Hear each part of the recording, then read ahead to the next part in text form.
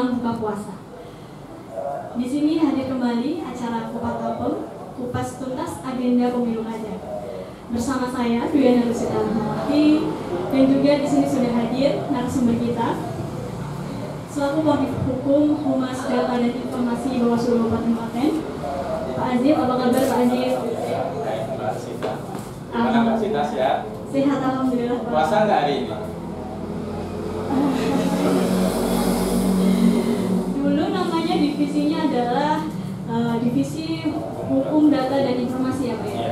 Tapi setelah ada Perbawaslu nomor 3 tahun 2020 tentang perubahan atas Perbawaslu nomor 1 tahun 2020 tentang tata kerja dan pola hubungan Bawaslu, Bawaslu Provinsi, Bawaslu Kabupaten, Panwascam, PPDK, Panwaslu Luar Negeri, dan PTPS sudah berganti menjadi Divisi Hukum Humas Data dan Informasi.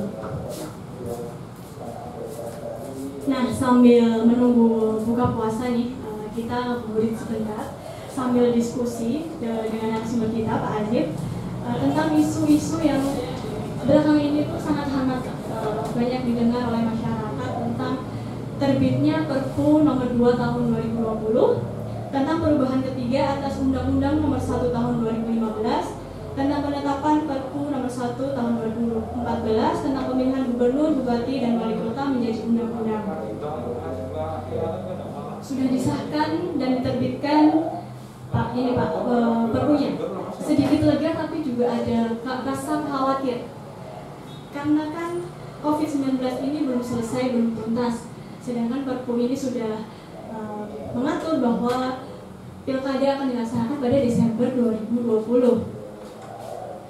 Otomatis masyarakat juga agak sedikit worry atau insecure gitu ya Pak ya. Karena pemilihan umum itu terlalu dekat dengan kerumunan.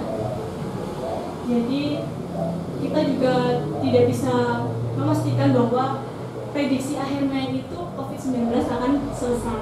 Tidak ada yang bisa memastikan itu. Nah, gimana nih Pak tanggapan Pak Azif tentang terbitnya Perpu nomor 2 tahun 2020 ini? Ya, baik Mbak Sita ya, saya cintai dan saya banggakan. Sebelumnya, Bismillah, Assalamualaikum warahmatullahi wabarakatuh. Alhamdulillah, segala puji dan syukur hanyalah milik Allah Tuhan Yang Maha Kuasa yang telah mempertemukan kita pada kesempatan sore hari ini menjelang berbuka puasa. Agenda Bawaslu mengadakan Kupas Apem yang dikemas dengan acara Kupas Apem, Kupas Tuntas Agenda Pilkada di Kabupaten Klaten. Dalam hal ini Bawaslu pada kesempatan sore hari mengambil tema tentunya adalah tentang seputar pilkada, nasib pilkada pasca terbitnya Perpu nomor 2 tahun 2020. Sebelum nanti saya menyampaikan beberapa pengantar, sebelumnya kami menyapa sahabat-sahabat Bawaslu semuanya yang ada di Kabupaten Klaten maupun yang menyimak acara live ini. Kami ucapkan sebelumnya selamat menjalankan ibadah puasa Ramadan yang mana pada kesempatan hari ini sudah masuk di hari ke-19. Semoga Allah Subhanahu wa Ta'ala menerima segala amal ibadah kita selama di bulan Ramadan ini, dan insya Allah nanti kita diberi kekuatan, kesehatan sampai akhir di bulan Ramadan ini kita bisa menjalankan ibadah puasa maupun ibadah-ibadah lainnya, walaupun kita Mbak Sita di tengah-tengah wabah pandemi COVID-19, namun kita tetap senantiasa menjaga kesehatan kita karena ini sangat penting, kesehatan kita di tengah wabah pandemi COVID-19 ini.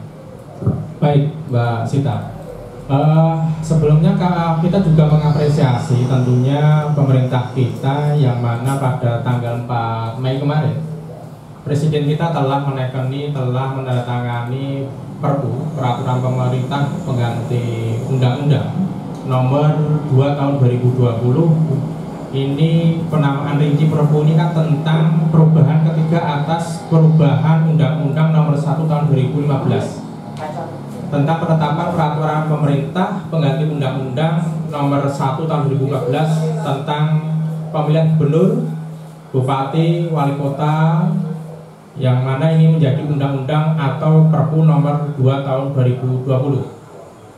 Yang lebih ngetren disebut Perpu Pilkada. Ini merupakan legalitas di dalam pelaksanaan Pilkada tahun 2020 kemarin, atau kepastian hukum, karena prinsip azas pemilu kada atau pemilu kan diantaranya adalah berkepastian hukum. Ini merupakan kepastian hukum bagi pemilu kada ke depan, baik penyelenggara teknis maupun jajaran pengawasan. Tetapi walaupun begitu, secara legalitas Perpu ini sudah terbit untuk penundaan kemarin terkait tahapan pilkada, tetapi ini semacam kepastian yang setengah hati. Nah, perlu kita ketahui Mbak Sita, kemarin KPU RI telah mengeluarkan SK atau surat keputusan tentang penundaan tahapan pilkada itu nomor 179 tanggal 21 Maret tahun 2020 kemarin telah menerbitkan SK, yang mana SK itu diantaranya isinya adalah memuat 4 tahapan pilkada yang ditunda. Yang pertama adalah pelantikan PPS, kemudian yang kedua adalah verfak atau verifikasi faktual persyaratan calon persorangan, kemudian yang ketiga adalah pembentukan PPDB atau petugas pemutusan data pemilih, kemudian yang keempat adalah penyusunan atau pemutakhiran data pemilih atau mutakhir. Nah, Perpu ini keberadaannya sangat dinanti-nanti bagi masyarakat, terutama di penyelenggara baik KPU maupun Bawaslu, karena Perpu ini sangat penting sekali untuk menjawab beberapa pertanyaan tentang penundaan tahapan pilkada kemarin yang ditunda tahapan 4 tahapan oleh KPU RI kemarin ya.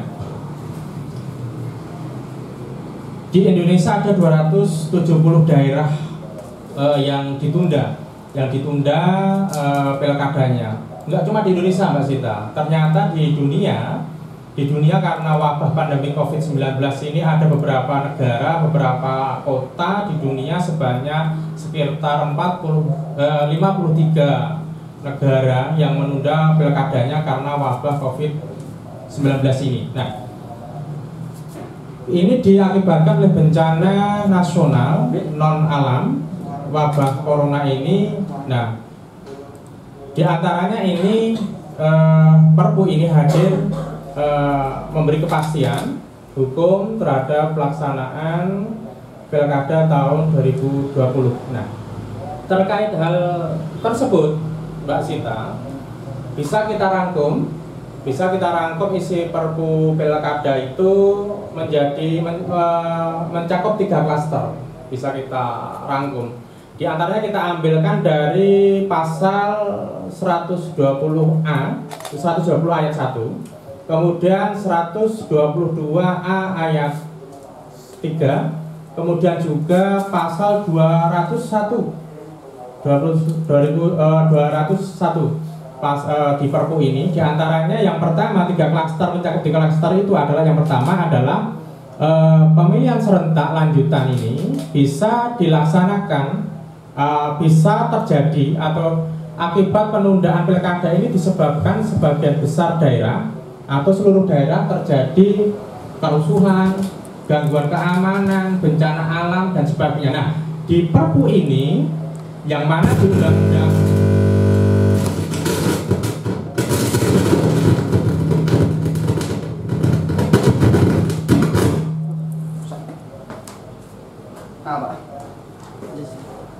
di mana di Perpu ini mencakup 3 klaster tadi. Yang pertama adalah pemilihan serentak itu bisa tertunda akibat penundaan pilkada itu, diantaranya adalah force majeure, diantaranya adalah kerusuhan, gangguan keamanan, bencana alam dan sebagainya. Nah, di Undang-Undang nomor 10 tahun 2016 ini tidak disebutkan bencana non alam. Nah, di Perpu ini di pasal 120 ini disebutkan bahwa pilkada ini bisa ditunda karena gangguan bencana non alam. Nah, Bencana non alam ini dalam hal ini adalah COVID-19.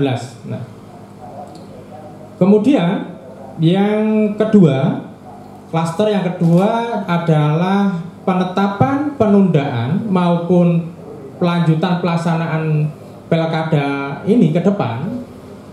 Ini dilakukan atas persetujuan bersama, KPU, pemerintah maupun DPR. Nah,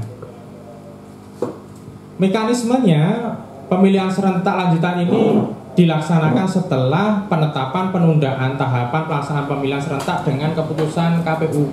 Nah, kemudian ini yang termuat di Perpu pasal 122A. Nah, kemudian yang ketiga ini pemungutan suara serentak Pilkada tahun 2020. Ini semula di bulan September.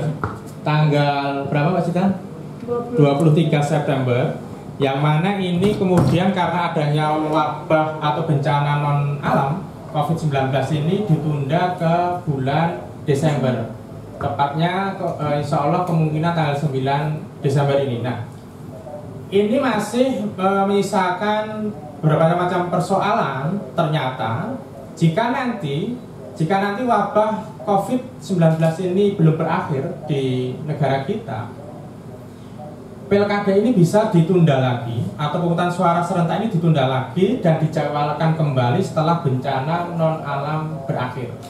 Nah, tentunya ini harus berdasarkan kajian saintifik atau kajian keilmuan dari BNPB maupun Kementerian Kesehatan. Kalau memang benar-benar wabah COVID-19 di negara Indonesia itu sudah dinyatakan bersih atau belum dan sebagainya. Nah, untuk di rangkuman yang ketiga ini, di klaster yang ketiga ini tentang pemungutan suara ditunda maupun dilanjut, masih ada kemungkinan itu diatur ada penambahan pasal di 201 di perpunya itu disebutkan bahwa pilkada tahun 2020 kemungkinan bisa ditunda lagi tahun berikutnya kalau dengan catatan wabah COVID-19 ini belum berakhir. Nah, kemudian juga Mbak Sita dan sahabat Bawaslu semuanya yang berbahagia, terkait penundaan ini membawa beberapa dampak. Nah, terutama dampak dari segi hukum, kemudian teknis, politik, sosial, dan anggaran. Nah, tentunya dampak-dampak penundaan pilkada ini yang pertama adalah dampak terhadap hukum. Pasca terbitnya Perpu nomor 2 tahun 2020 ini, KPU harus melakukan penyesuaian kerangka hukum peraturan teknisnya, terutama berkaitan dengan perubahan PKPU nomor 15 tahun 2019, junto PKPU nomor 16 tahun 2019, dan PKPU nomor 2 tahun 2020 tentang program tahapan dan jadwal pilkada tahun 2020. Nah, ini yang harus dilakukan KPU harus segera merevisi, mengubah PKPU tersebut agar kedepannya ini bisa menjadikan pijakan teknis. Tentunya ini harus mempertimbangkan dari segi protokol pencegahan COVID-19 ke depan. Kalau misalnya nanti pilkada ini tetap dilaksanakan di tanggal 9 Desember, di tengah-tengah mungkin recovery atau mungkin wabah COVID-19 ini belum tuntas di negara kita. Nah,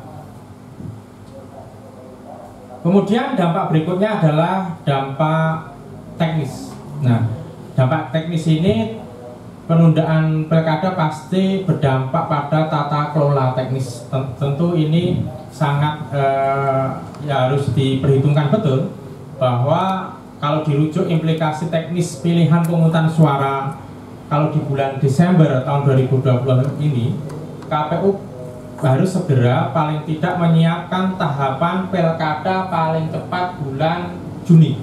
Paling cepat bulan Juni. Nah, ini Artinya ada irisan pelaksanaan tahapan dengan fase penanganan puncak-puncaknya dari pandemi COVID-19 ini dan masa pembatasan sosial atau PSBB yang belum pasti, sekali lagi yang belum pasti kapan itu berakhir. Nah, melaksanakan tahapan yang beririsan dengan puncak-puncaknya pandemi COVID-19 ini memerlukan dukungan dan disiplin yang sangat ketat sepenuhnya untuk kepatuhan dan protokol kesehatan penanganan COVID-19 oleh seluruh pemangku kepentingan pilkada ini. Nah, kemudian juga KPU harus segera merumuskan tata kelola pilkada yang sejalan dengan protokol penanganan COVID-19,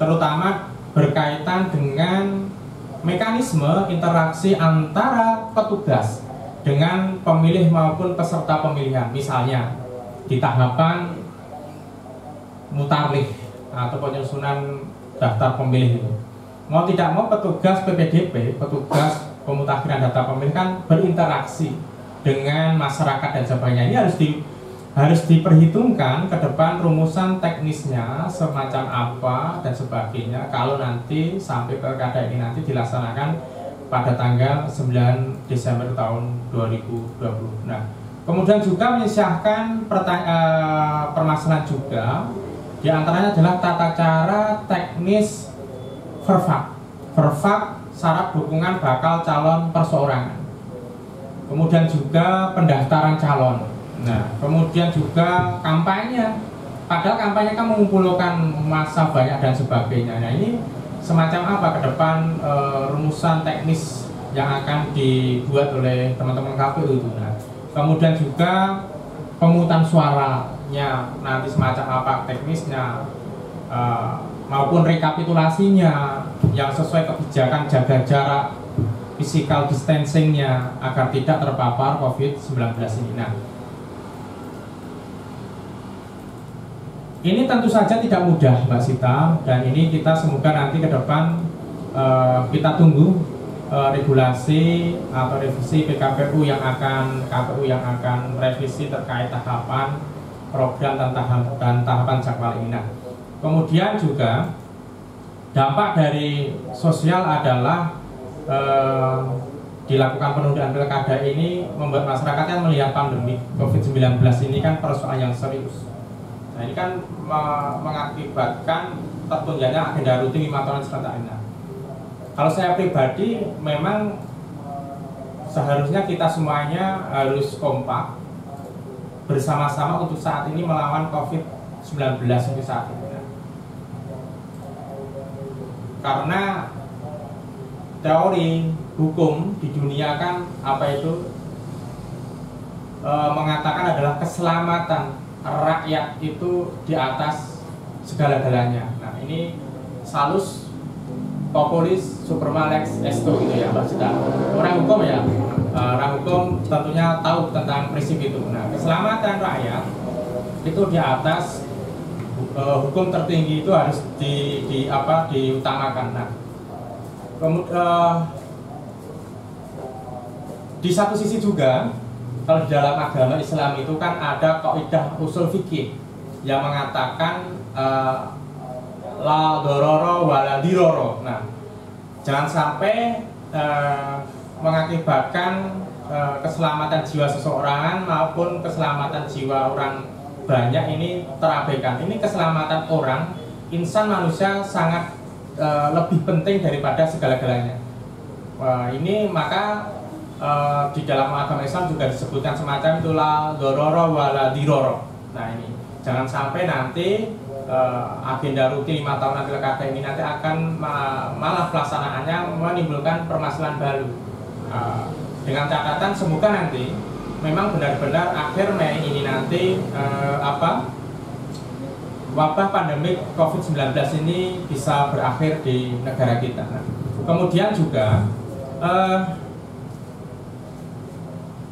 pelaksanaan tahapan pilkada ini pasca penundaan ternyata tetap beririsan dengan masa penanganan COVID-19 ini. Nah, ini akan mengakibatkan reaksi sosial, Mbak Sita.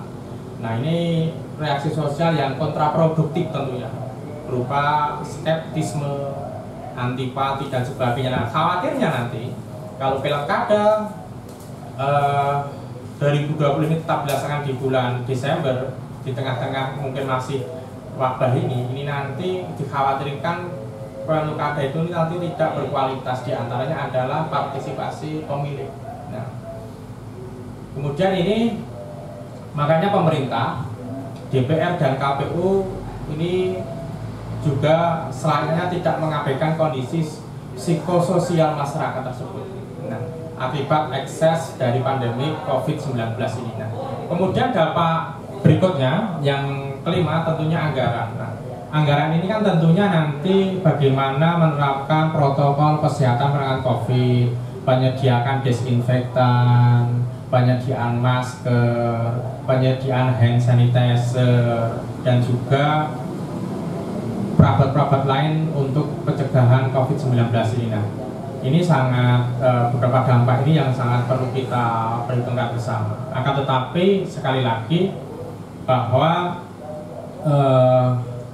paling cepat tahapan ini dimulai paling cepat bulan Juni besok. Kalau nanti paling lambat mungkin bulan Juli lah, tetapi dengan catatan kalau bulan Juli dilaksanakan tahapan sudah berjalan itu paling ada tahapan-tahapan yang mungkin dipadatkan. Nah, menurut Bawaslu bahwa tanggal 19 Desember kalau nanti dilaksanakan pilkada ini adalah merupakan opsi optimistis. Opsi optimistis artinya kita semua berharap pandemi COVID-19 ini berakhir di akhir bulan Mei tahun 2020 ini. Nah, kemudian juga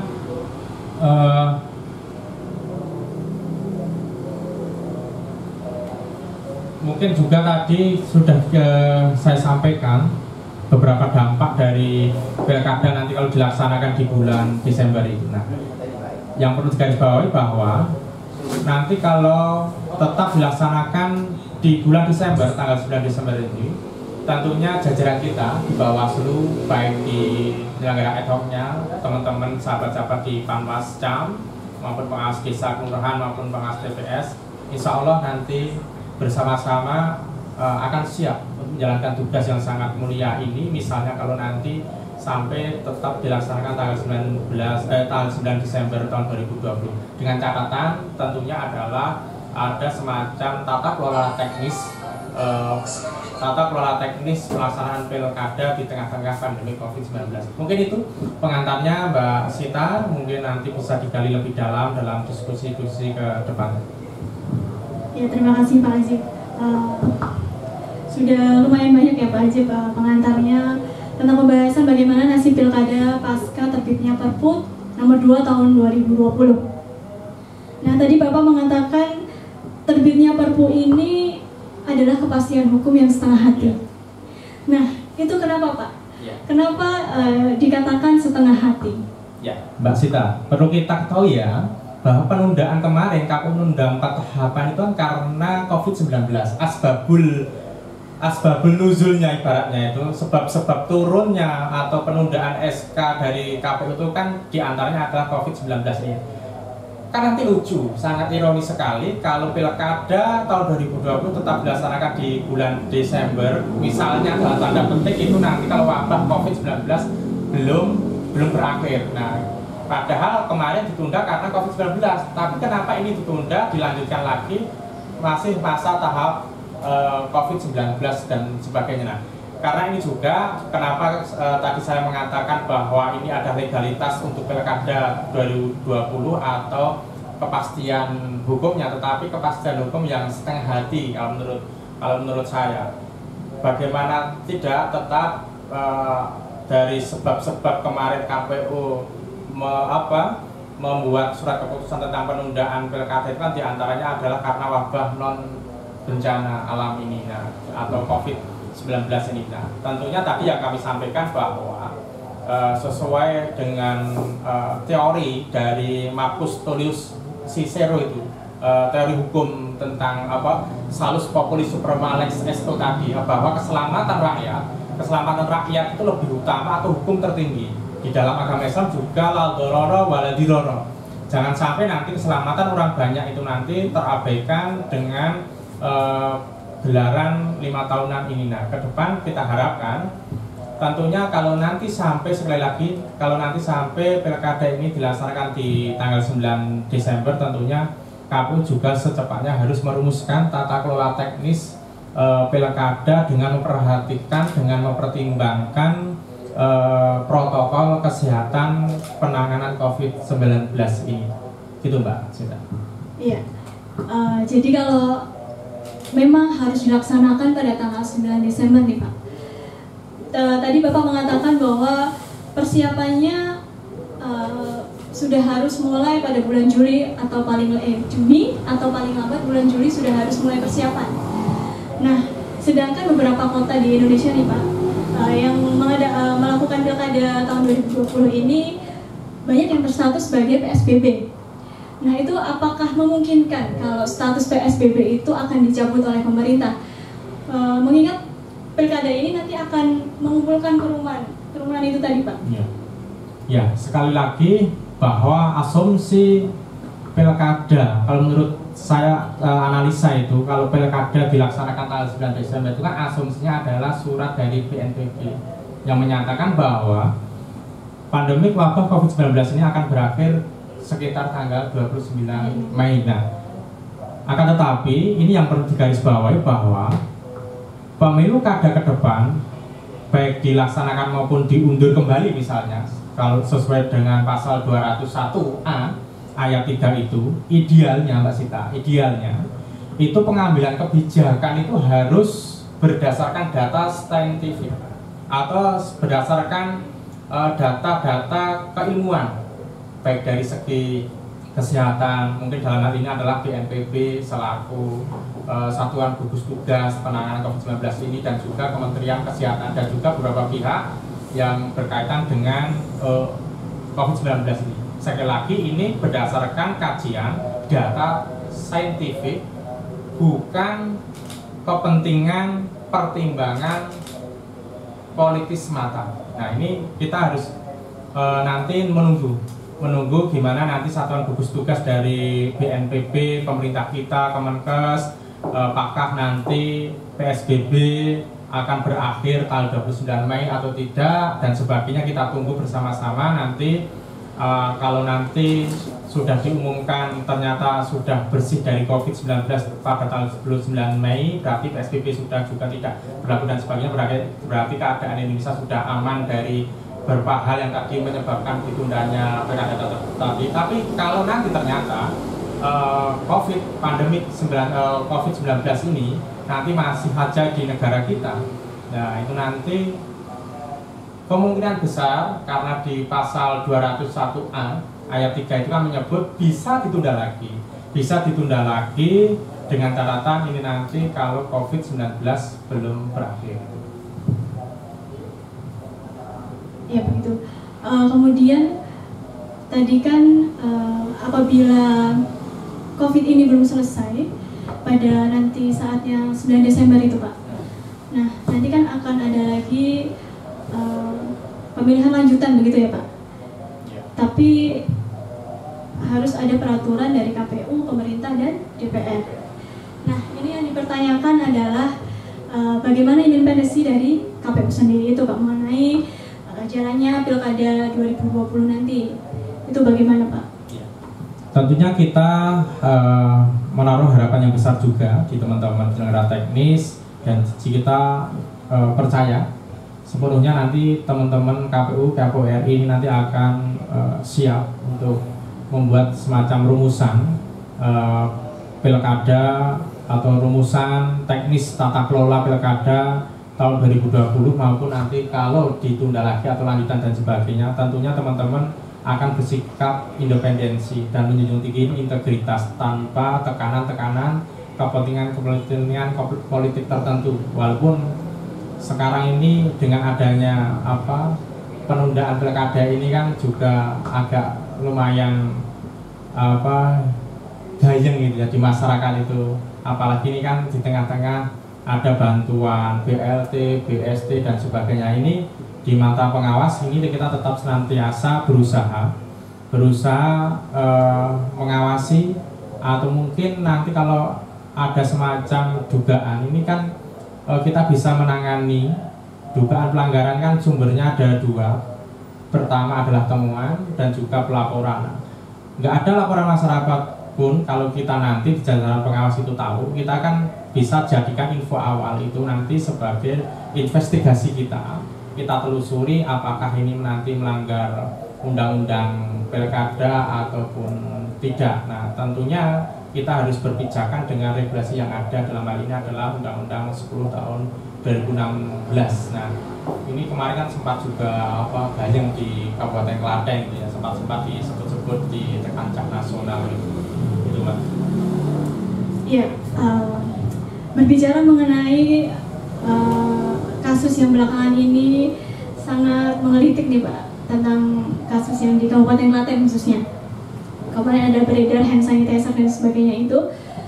Nah, apabila ini kan tadi kan Bapak mengatakan sebagai sikap optimistis untuk pilkada tahun 2020. Bukankah waktu ini nanti adalah dari sekarang mungkin sudah diterbitkannya UU sampai Perpu maksud saya, sampai dengan Desember pelaksanaan pilkada itu, apakah tidak akan menjadikan kesempatan bagi pasangan calon mungkin untuk lebih banyak kesempatan mereka untuk mengkampanyekan diri mereka gitu loh Pak? Ditakutkan dan dikhawatirkan nanti banyak mungkin hal-hal atau prosedur-prosedur yang melanggar aturan. Nah, itu seperti apa Pak?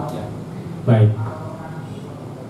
Kemarin kita dari Bawaslu Kabupaten Klaten juga dengan adanya itu kita sudah membuat semacam surat himbauan kepada petahana dalam hal ini yang akan mencalonkan kembali untuk tidak menggunakan bantuan sosial itu nanti untuk kepentingan politis praktis atau kepentingan politik tertentu.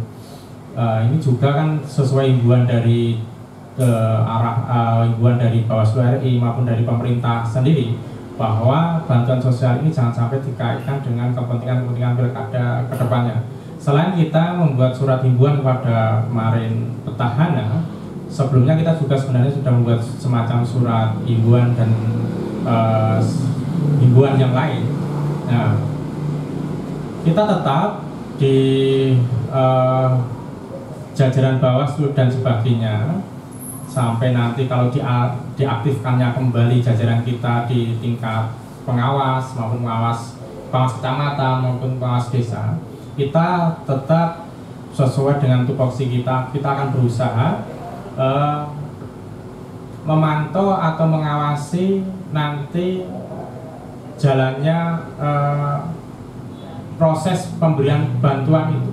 Walaupun mohon maaf, sebenarnya memang tidak serta-merta ini adalah dari kewenangan dari tugas dari Bawaslu, tapi ini adalah untuk pemetaan dari Bawaslu, menginventarisasi ke depan supaya nanti tidak ditunggangi kepentingan politik tertentu. Misalnya nanti kalau nanti ada kejadian semacam itu kan seperti kemarin kita adakan penelusuran, investigasi, klarifikasi dan sebagainya, dan kita adakan kajian-kajian dan sebagainya. Nah, kalau itu nanti melanggar perundangan undang-undang pidana pemilu atau pidana pilkada, tentunya ini Bawaslu tidak bisa memutus sendiri. Tentunya bersama-sama sentra Gakumdu, Kejaksaan, Kepolisian maupun Bawaslu sendiri. Nah, itu kalau nanti melanggar dugaan melanggar undang-undang pilkada, dalam hal ini adalah pidana pemilu kada. Nah, tetapi tidak serta-merta itu semuanya kan bisa melanggar undang-undang di undang-undang pilkada, mungkin dengan peraturan perundang-undangan lain atau peraturan pemerintahan daerah nomor 23 tahun 2014 dan sebagainya. Gitu Mbak. Iya baik Pak. Tadi kan sebagai penyelenggara pemilu kita juga akan lebih mengawasi lagi apabila akan ada kampanye atau prosedur-prosedur pemilu ini yang ditunggangi oleh kepentingan politik. Nah, selain untuk langkah preventif, kita juga mengawasi bagaimana Pak kita menyiapkan langkah-langkah agar pelaksanaan Pilkada 2020 ini berjalan dengan lancar dan tidak terlalu banyak mungkin pelanggaran-pelanggaran atau beberapa hal yang ditunggangi oleh kepentingan politik. Itu bagaimana Pak? Ya. Untuk saat ini yang sudah dilakukan Bawaslu adalah dalam rangka untuk preemptifikasi, pencegahan sejak dini mungkin, adalah semacam kita menghimbau. Tadi yang sudah kami sampaikan, membuat surat himbauan supaya nanti ke depan bansos ini tidak ditunggangi oleh kepentingan politik dan sebagainya.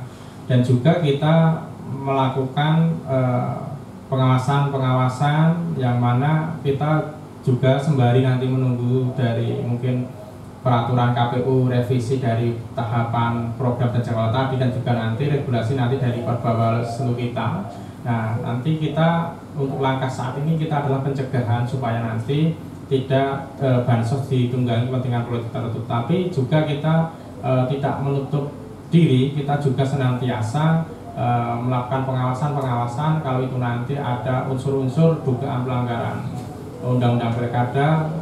Kita juga harus sesuai kewenangan kita juga harus menangani dugaan pelanggaran. Misalnya kalau nanti sesuai kewenangan di Bawaslu di Undang-Undang 10 2016 pasal 30, kalau nggak salah itu kan diantaranya kalau itu nanti tidak melanggar undang-undang pilkada misalnya, itu kewenangan Bawaslu adalah meneruskan ke pihak atau instansi terkait dalam hal ini kalau nanti melanggar peraturan perundang-undangan yang lain gitu.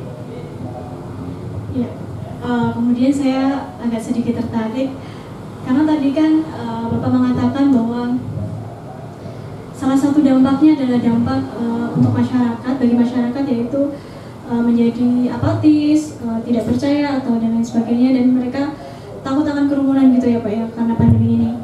Nah, sedangkan nanti Pilkada 2020 ini akan banyak sekali mengumpulkan massa. Tadi juga dikatakan bahwa kepentingan masyarakat atau kemaslahatan masyarakat itu harus dijunjung tinggi.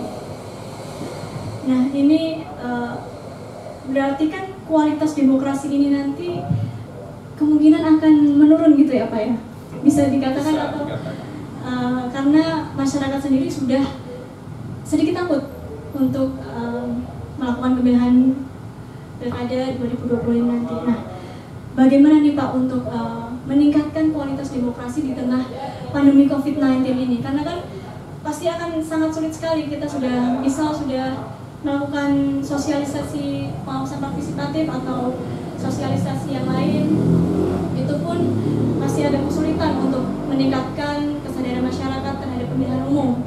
Nah, itu bagaimana Pak? Tentunya memang benar, nanti kalau misalnya Pilkada itu nanti tetap dilaksanakan di tanggal 9 Desember tahun 2020, ini yang kita khawatirkan bersama adalah kualitasnya. Dari segi partisipasi pemilih ini mungkin sangat rendah sekali itu ya. Nah, ini nanti ada beberapa pertanyaan jika nanti kalau Pilkada pada di bulan Desember ini, apakah sudah ada standar keamanan kesehatan untuk nanti di penyelenggara pemilunya dan sebagainya.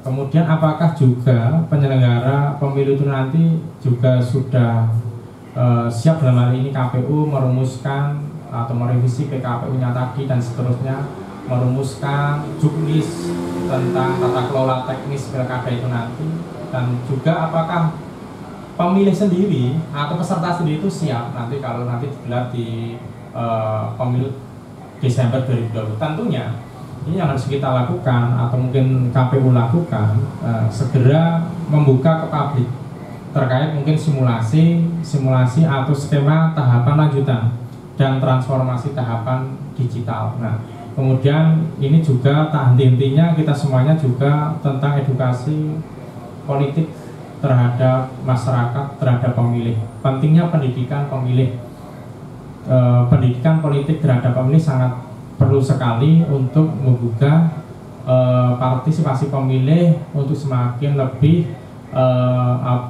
lebih aktif lagi di dalam pentingnya akan pilkada ini dan maupun pemilu-pemilu yang lain. Nah, ini yang kita harapkan semoga nanti dengan kita di Bawaslu sendiri juga mempunyai program adalah menggalakkan pengawasan partisipatif. Nah, ini kita kemarin kan juga sempat dalam rangka membangkitkan atau menyadarkan pola pikir paradigma di masyarakat tentang politik demokrasi di negara kita. Di antaranya kemarin adalah kita membentuk semacam kampung anti money politik. Kemudian juga adalah kampung pengawasan. Ini untuk menggugah semangat dari masyarakat untuk berpartisipasi aktif di dalam penyelenggaraan pemilu kada maupun pemilu, berperan aktif selain nanti menjadi pemilih tapi juga sebagai nanti pengawas atau pemantau, karena masyarakat adalah pengawas yang sesungguhnya. Nah, kita tentunya di Bawaslu juga harus membutuhkan bantuan dari masyarakat itu, bersama-sama kita awasi. Karena jargon Bawaslu kan bersama rakyat, awasi pemilu, bersama Bawaslu kan tegakkan pemilu. Nah, ini kita harapkan ke depan masyarakat bersama-sama penyelenggara pemilu tidak apatis dan memandang pilkada ini sangat penting untuk menentukan estafet kepemimpinan di daerahnya masing-masing ini nanti untuk memilih pemimpinnya yang nanti benar-benar bisa membawa perubahan atau mensejahterakan masyarakatnya. Nah, itu Pak Sita. Ya, baik Pak Ajib. Jadi begini Pak, terkait dengan penundaan ini Pak, apabila nanti memang harus ditunda lagi pilkadanya, tidak jadi Desember 2020, nah itu kan masa jabatan bupati, itu kan sampai Februari mendatang Pak. Yeah. Sampai Februari mendatang kemudian akan dipangku oleh PLT begitu ya Pak ya. Nah itu apakah jika pilkada nanti ditunda, hal tersebut akan mengganggu kestabilan tata pemerintahan di tingkat kabupaten atau seperti apa Pak? Mengingat program-program itu kan harus terus berjalan. Itu bagaimana Pak? Ya.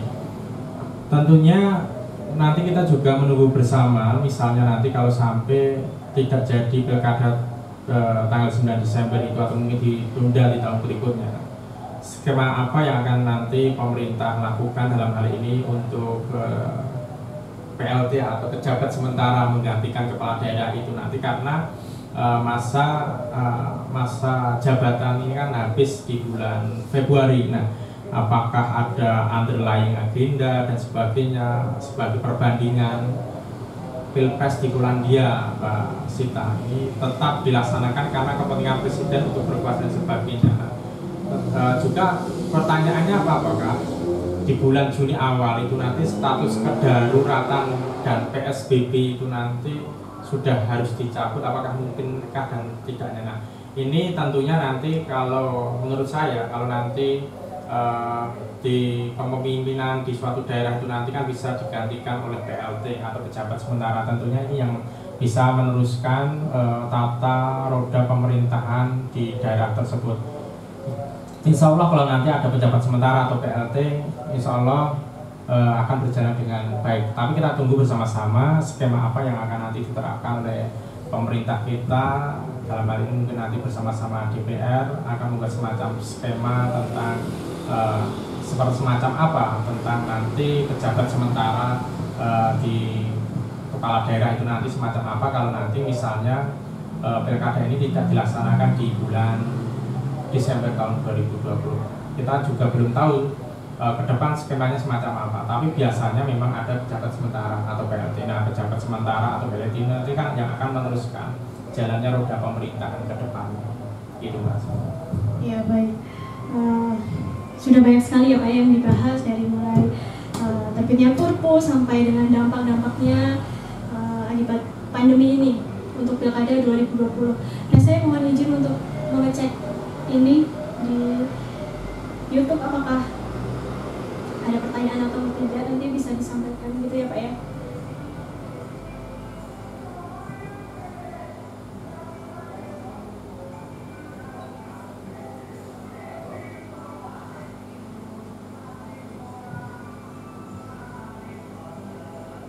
Coba saya buka di IG Bawaslu dulu Pak.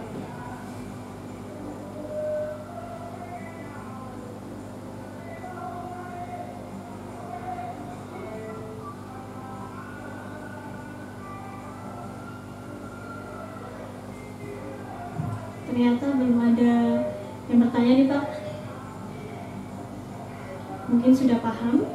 Iya. Semoga nanti masyarakat bisa memahami ini nanti Pak. Amin, amin. Untuk yang terakhir mungkin ada yang ingin disampaikan Pak terkait ditundanya pilkada ini. Iya, baik. Kita tetap opsi pilkada di bulan Desember tahun 2020 ini adalah merupakan opsi optimistis kita bahwa pandemi COVID-19 nanti akan berakhir di bulan Mei 2020 ini nanti. Dan ini nanti ke depan setelah pasca terbitnya Perpu ini diharapkan KPU segera untuk merevisi PKPU tentang program, tahapan, dan jadwal pilkada ini dan juga merumuskan tata kelola teknis tentang penyelenggaraan pilkada tahun 2020 di tengah-tengah pandemi COVID, di tengah-tengah recovery pandemi COVID-19 ini. Nah, tentunya tadi yang kami sampaikan di depan, tentunya bahwa keselamatan rakyat ini adalah di atas segala-galanya. Dan ini kita harus juga menunggu dari satuan gugus tugas dari nasional, BNPB maupun Kemenkes, apakah nanti wabah COVID-19 atau SPP ini akan berakhir di bulan Mei ini nanti. Misalnya nanti kalau belum berakhir di bulan Mei ini atau mungkin di tahun ini masih ada wabah pandemi COVID-19, kalau saya pribadi cenderung ini nanti ditunda lagi karena isyarat di Perpu pasal 201A itu kan juga mengisyaratkan bahwa pilkada tahun 2020 ini bisa ditunda lagi dengan catatan kalau wabah bencana alam atau COVID-19 ini belum berakhir. Tentunya jajaran Bawaslu dan jajaran pengawas di tingkat kecamatan, pengawas desa maupun kelurahan ini setiap saat siap bagaimanapun. Ini adalah tugas mulia bagi kita semuanya dan nanti kita tunggu perkembangan berikutnya sesuai apa yang sudah diamanatkan kita di undang-undang maupun di peraturan pilkada ini ke depan. Dan sekali lagi mari bersama sama masyarakat di Kabupaten Klaten, mari kita bersatu padu melawan corona ini dan mari kita disiplin menerapkan protokol kesehatan bersama-sama. Semoga wabah pandemi COVID-19 ini segera berakhir di negara kita dan semoga nanti